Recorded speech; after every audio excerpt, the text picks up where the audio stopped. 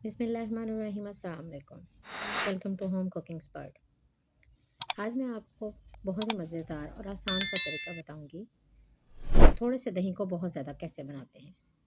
आगे रमज़ान का महीना स्टार्ट हो रहा है। हम रमज़ान में दही बल्ले या फ्रूट चाट या आलू चने बनाते हैं, उसमें हम दही का इस्तेमाल करते हैं, तो दही बहुत महंगा है। तो उसको हमने थोड़े दही को ज़्यादा कैसे करना है उसका तरीका आज मैं आपको बताऊँगी। तो सबसे पहले मैंने ये कॉर्नफ्लोर ले लिया है, तकरीबन 5 टेबल स्पून मैंने लिया है। और दही मैंने 1 कप लिया है। 1 कप दही के साथ आप 5 टेबलस्पून कॉर्नफ्लोर लेंगे। इसको तकरीबन मैं 1 कप पानी के साथ अच्छे तरीके से मिक्स कर लूँगी, ताकि इसमें कोई लम्प्स वगैरह ना हो। इसको इतना अच्छा आपने मिक्स करना है कि इसमें कोई कोई किसी किस्म की कोई गुठली वगैरह ना हो। ये अच्छे तरीके से आप इसको मिक्स कर लें। थोड़ा-सा पहले पानी डालें, फिर उसके बाद फिर थोड़ा-सा और पानी डालें। तकरीबन ये 1 कप पानी हो जाएगा। ये आप देख सकते हैं कि मैं कितने अच्छे तरीके से इसको मिक्स कर रही हूँ। फ्रेंड्स, रमज़ान में दही का बहुत ज़्यादा इस्तेमाल होता है। दही हर चीज़ में तकरीबन इस्तेमाल होता है। तो इसको हम कैसे बनाएँगे, ये आज मैं आपको बड़े आसान तरीके से समझाऊँगी।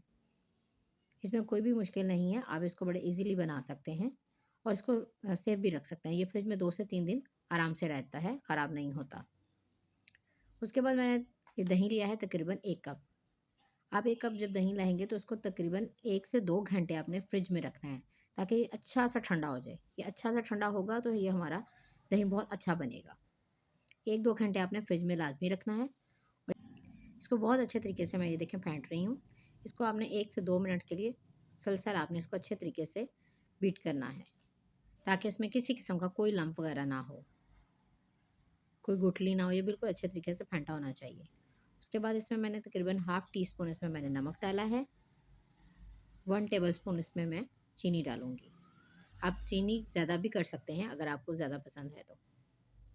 ज़्यादा अगर आप मीठा दही बनाना चाहते हैं तो आप इसमें 2 टेबलस्पून भी चीनी डाल सकते हैं। दूसरी साइड पे मैंने ये पानी बॉयल होने के लिए रख दिया था। ये तकरीबन 3 कप पानी है। हम ये टोटल 4 कप पानी के साथ बनाएँगे। 1 कप हमने कॉर्नफ्लोर में डाला था और 3 कप हमने पकने के लिए रख दिया था। जब ये देखें ये अच्छा-सा पानी पक गया है, बॉयल हो गया, तो फ्लेम आपने लो कर देनी है और कॉर्नफ्लोर जो हमने पानी में घोल के रखा था, वो भी मैं इसमें डाल दूँगी। साथ-साथ मैं चम्मच ज़रूर चलाऊँगी ताकि ये नीचे लगे नहीं। इस चीज़ का आपने ख़्याल रखना है कि चम्मच आपने चलाते रहना है और फ्लेम बिल्कुल लो रखनी है आपने। ये तकरीबन 5 से 7 मिनट में इस तरह से ट्रांसपेरेंट कलर में हो जाएगा। इसको आपने मुसलसल इस तरह बीट करते रहना है ताकि इसमें कोई गुठली ना बने, किसी किस्म का कोई गुठली ना इसमें हो।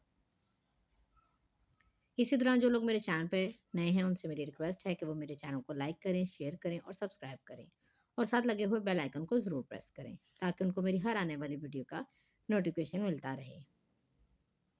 ये देखें इस तरह से तैयार हो गया है। अब ये थिक भी हो गया है तकरीबन, और इसका कलर भी चेंज हो गया है। अब मैं इसको ठंडा होने के लिए रख दूँगी। ठंडा आपने फ्रिज में नहीं करना है, इसको रूम टेम्परेचर पे ठंडा करना है या आप पंखे के साथ इसको ठंडा करें। ये 20 से 25 मिनट में ठंडा हो जाएगा। उसके बाद जो हमने दही फेंट के रखा था, वो मैं इसमें मिक्स कर दूँगी इसके साथ। ये देखें, बाज़ार में आप जब भी बाज़ार से दही बल्ले या आलू चने चाट लेकर आते हैं, तो आप देखते होंगे उनका दही काफ़ी जो है पतला होता है, वो इसी तरह बनाते हैं। ये उनका सीक्रेट फ़ार्मूला है। वो इसी तरह ज़्यादा दही बनाते हैं। इसको इसी तरह ज़्यादा कर लेते हैं। ये आप देख सकते हैं कितना अच्छा ये तैयार हो गया है। ये आप चेक करें, बहुत पतला भी नहीं है, बहुत थिक भी नहीं है, मीडियम सा मैंने तैयार किया है। मुझे उम्मीद है कि आपको मेरी रेसिपी पसंद आई होगी। नेक्स्ट वीडियो में मिलूँगी। अल्लाह हाफ़िज़।